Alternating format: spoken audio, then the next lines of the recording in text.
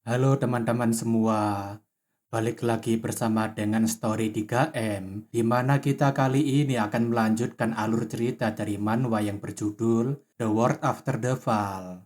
Baiklah, tidak perlu berlama lagi, langsung saja kita masuk ke dalam alur ceritanya. Pada chapter sebelumnya, Ethan bersama dengan Seven Heaven lainnya datang untuk membantu situs ketujuh yang sekarang ini sedang melawan anggota Visur dan juga para monark. Farkan yang mulai digabung bersama dengan Seven Heaven tentunya berkata supaya mereka semua segera maju bersama-sama karena dirinya akan menghajar mereka semua. Tentu saja Siu bersama dengan Thanatos maju bersama-sama untuk menghadapi Farkan duluan sambil berkata, sepertinya orang-orang Greatland masih sombong seperti biasanya. Thanatos kemudian mengeluarkan setting God of Mortality Thanatos, yaitu Twilight, dan Siu mengeluarkan setting God of Aging, yaitu Youth. Seketika itu handaman yang sangat kuat dari kedua setting Seven Heaven mengenai Farkan, hingga membuatnya hampir saja terdorong mundur. Akan tetapi Farkan yang masih dengan sombongnya berkata, apakah mereka pikir dengan teknik rendahan seperti itu bisa memberikan goresan pada sisiknya? Namun tentu saja Spectre langsung menyerang Farkan dari belakang sambil berkata sepertinya dia sudah lupa dengan dirinya. Alhasil berkat keterlibatan dari Spectre, membuat Farkan yang sombong itu langsung berusaha untuk melarikan diri dari gabungan serangan merepotkan ini. Meskipun begitu, Siyu dan yang lainnya tidak akan membiarkan Farkan kabur begitu saja dan mereka terus menghujaninya dengan sebuah serangan. Akan tetapi pergerakan Farkan yang sangat lincah tersebut membuat Thanatos beserta dengan yang lainnya menjadi kerepotan sendiri. Namun sungguh sangat disayangkan ketika Thanatos mencoba untuk menangkapnya, Farkan memanfaatkan kesempatan tersebut untuk memberikan luka fatal. Akan tetapi luka fatal itu memang disengaja oleh Thanatos dan dia menangkap ekornya Farkan sambil berkata, akhirnya kena juga kau dasar ikan lele sialan. Seketika itu Thanatos menarik ekornya Farkan dengan sangat kuat sambil mencoba untuk membantingnya agar dia tidak kabur-kaburan seperti tadi. Tapi sebelum tubuhnya Farkan menghantam tanah, Spectre memberikan bonus serangan padanya untuk memberikan luka menggantikan Thanatos. Spectre mengatakan sepertinya kulitnya itu setebal dengan kesombongannya, tapi selanjutnya yang akan dirinya incar itu adalah kepalanya. Karena Farkan sudah mendapatkan luka yang cukup parah dengan tubuhnya yang sekarang sudah terbanting, Siu dan Thanatos ingin segera menghabisi Farkan sekarang juga. Namun sungguh sangat disayangkan, Farkan masih bisa bergerak dengan cukup lincah meskipun dengan tubuhnya yang sudah dibanting dengan cukup keras. Farkan mengatakan kalau para bajingan seperti mereka benar-benar merepotkan, tapi serangan seperti itu tidak akan pernah cukup untuk membunuhnya. Ethan mengatakan kalau itu memang tidak cukup, maka sebaiknya dia tidak melupakan kalau masih ada mereka berdua yang sudah bersiap. Seketika itu Russell dan Ethan menggabungkan santuari manifestation mereka, yaitu Mainsea, sekaligus Crowgrave untuk mengunci pergerakannya Farkan. Alhasil berkat kerjasama dari mereka, Farkan harus menerima serangan telak dari Russell tanpa sempat untuk bergerak lincah seperti sebelumnya. Russell yang melihat jika serangannya kena tentunya menanyakan apakah mereka berhasil, tapi Ethan berkata sejak kapan ada sebuah lubang di sana. Siren yang melihat pertarungan dari jarak jauh tentunya berteriak supaya mereka semua segera waspada karena sepertinya Farkan mencoba untuk kabur melalui tanah supaya dia bisa pergi ke Gigantes. Menyadari kalau Farkan mencoba untuk menaiki Gigantes, Spectre tentunya sadar kalau situasi ini mungkin akan menjadi berbalik. Farkan yang berhasil kabur dari serangan kombinasi itu tentunya berkata, dirinya sejak dulu penasaran dengan benda itu, jadi semoga saja mainan ini menyenangkan. Seketika itu Farkan memasuki Gigantes yang sedang tidak digunakan oleh siapapun, dan dia mulai mencoba untuk mengoperasikan Gigantesnya. Mengetahui jika Gigantes ini dapat melipat gandakan war power-nya, Farkan tentunya berkata pantas saja orang-orang di Abyss katanya sangat kuat. Thanatos yang merasakan war power ini tentunya berkata, bagaimana bisa seorang Great Monarch dari Greatland mencoba untuk menggunakan komponen dari Abyss. Spectre yang tidak peduli dengan itu kemudian membalas supaya mereka tidak takut dengan orang ini karena dia pasti masih belum bisa mengendalikan Gigantes ini dengan baik. Namun sungguh sangat disayangkan, perkiraan Spectre sangatlah salah karena Farkan bisa dengan cepat beradaptasi dengan Gigantes tersebut. Karena serangan yang sangat kuat barusan itu, Spectre harus keluar dari formasi mereka, dan Thanatos berkata ini sungguh sial karena mereka kehilangan satu orang. Russell yang kesal melihatnya kemudian mencoba untuk menyerangnya, tapi Ethan tentunya meminta supaya Russell tidak asal-asalan menyerang. Benar saja sebelum Russell sempat melancarkan serangannya, Farkan dengan cepat memutarkan tubuhnya dan menendang Russell untuk menjauh darinya. Jelas saja itu membuat Ethan jadinya kepanikan karena si bodoh itu malah menyerang sendirian, padahal Spectre saja sudah dikalahkan hanya dalam sekali serangan. Namun tentu saja serangan Ethan kali ini tidak mempan sama sekali terhadap Farkan, bahkan dia menghancurkan gagak-gagak panggilannya sebelum mendekatinya. Farkan yang sangat senang dengan mainan ini kemudian berkata, kalau saja dirinya tahu jika ada benda seperti ini di Abyss, maka pasti dirinya sejak dulu akan datang kemari. Bersamaan dengan itu, Farkan mengeluarkan skill transcendent miliknya, yaitu Dragon Majesty, untuk menekan semua orang yang berada di sekitarnya. Jelas saja itu membuat Thanatos maupun Siyu tidak mampu menahan tekanan kuat dari intimidasi skillnya Farkan yang telah diperkuat dengan menggunakan Gigantes. Selayaknya sedang meremehkan lawannya, Farkan hanya menggunakan sentilan jarinya saja untuk menerbangkan Thanatos hingga membuatnya harus menghantam reruntuhan bangunan. Siyu yang melihat Thanatos sudah dikalahkan tentunya berkata, bagaimana mereka akan melawan makhluk seperti ini? Tapi Ethan berkata kalau sekarang bukan waktunya bagi mereka untuk memikirkan itu. Seketika itu Farkan menginjakkan kakinya dengan sangat kuat untuk menghancurkan tubuhnya Ethan bersama dengan Siyu yang sedari tadi menjadi lawan yang merepotkan. Akan tetapi Ethan dan Siyu masih mencoba untuk bertahan dengan mencoba menahan hentakan kaki itu menggunakan tangan mereka. Farkan tentunya tertawa sambil berkata, rupanya serangga kecil seperti mereka sangat gigih dan Ethan mengajak Siyu untuk terus bertahan. Namun tentu saja Farkan jadinya sangat senang ketika melihat orang-orang ini bersujud di bawah kakinya dan dia berkata berjuanglah sedikit lebih keras lagi untuknya. Siren yang merasa jika mereka sudah berada di ujung tanduk tentunya berpikir apakah tidak ada cara lain bagi mereka untuk keluar dari situasi ini.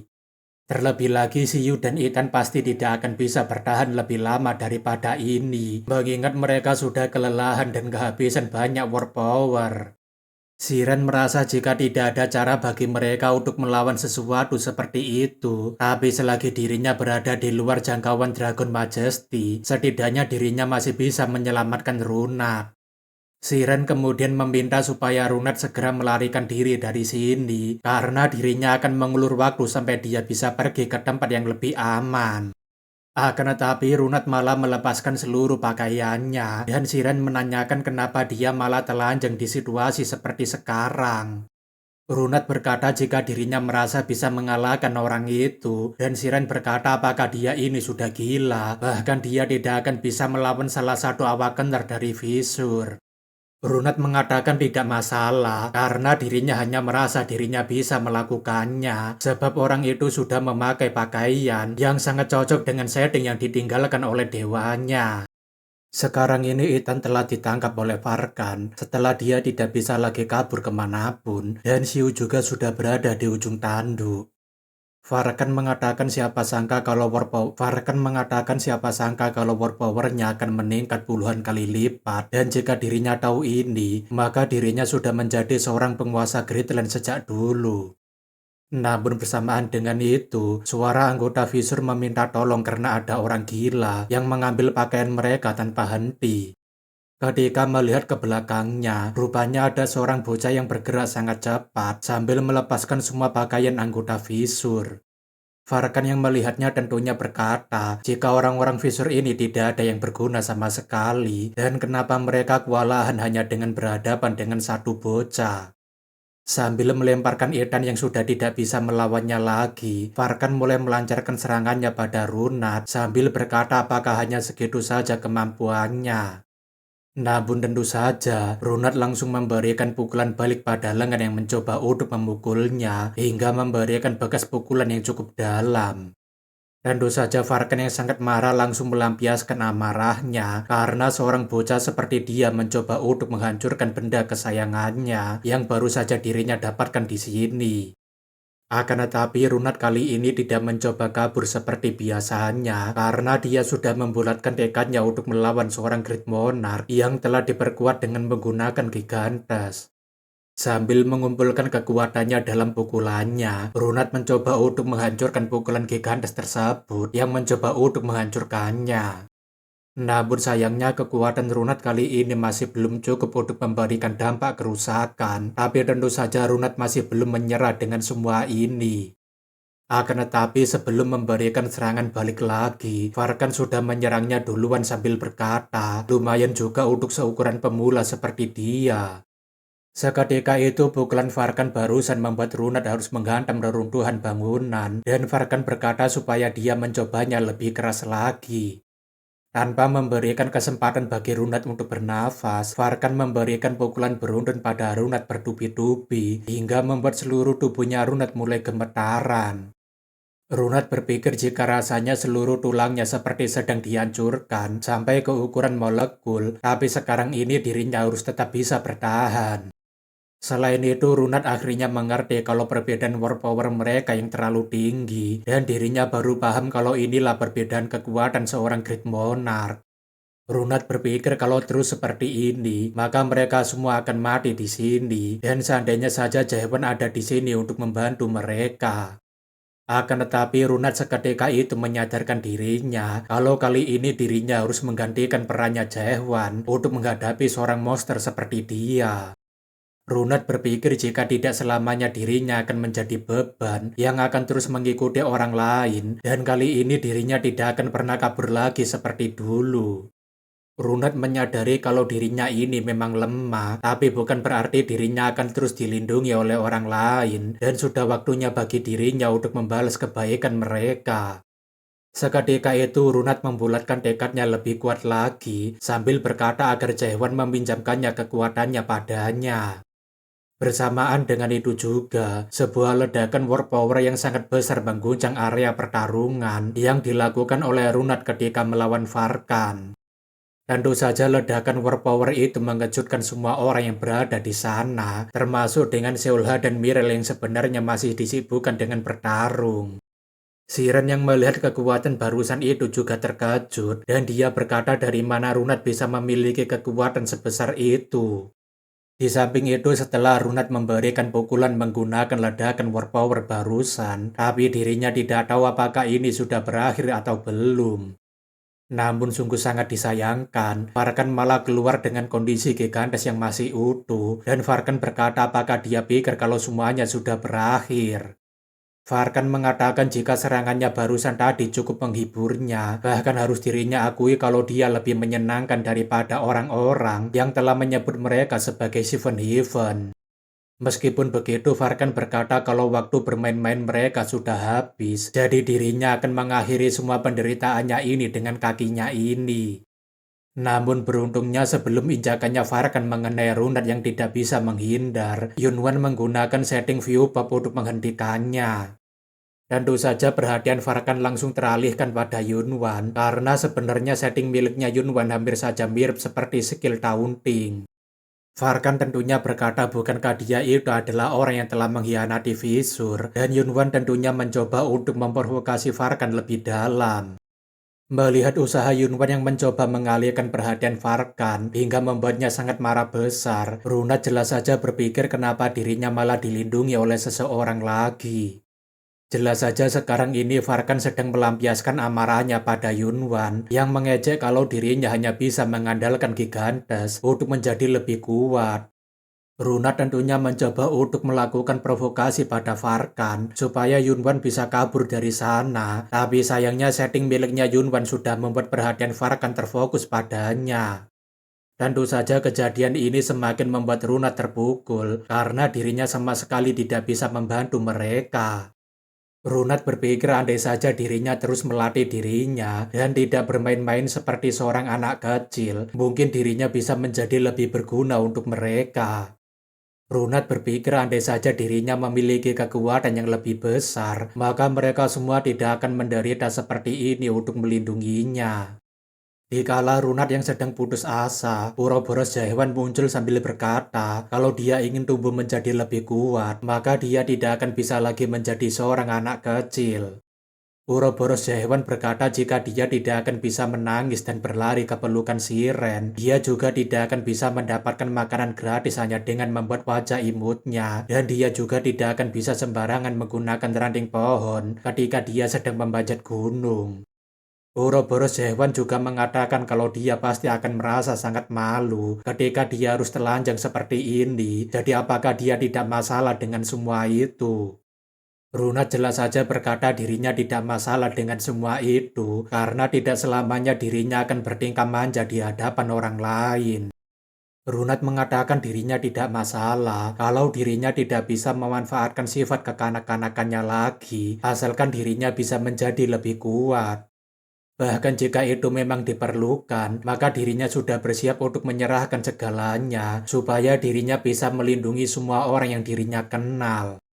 Uroboros Jaewan berkata kalau anak ini bukanlah seorang bocah lagi, dan sepertinya dia memang layak untuk mendapatkan kekuatan itu. Uroboros Jaewan mengatakan dirinya setuju, dan hanya dialah satu-satunya orang yang berhak untuk menggunakan kekuatan ini lebih dari siapapun. Bersamaan dengan itu ketika Runat sudah menerima kekuatan baru dari Uroboros Jaewan, perhatian Farkan seketika itu langsung buyar gara-gara ledakan warpower yang aneh dari belakangnya. Tapi sayangnya ketika dia sudah memalingkan wajahnya ke belakang, Runat telah menyiapkan pukulannya dengan setting baru yang dirinya dapatkan. Seketika itu Runat melancarkan serangan yang sangat kuat, sampai-sampai membuat Nameless mengalihkan perhatiannya ketika dia sedang disibukkan melawan dua orang monark.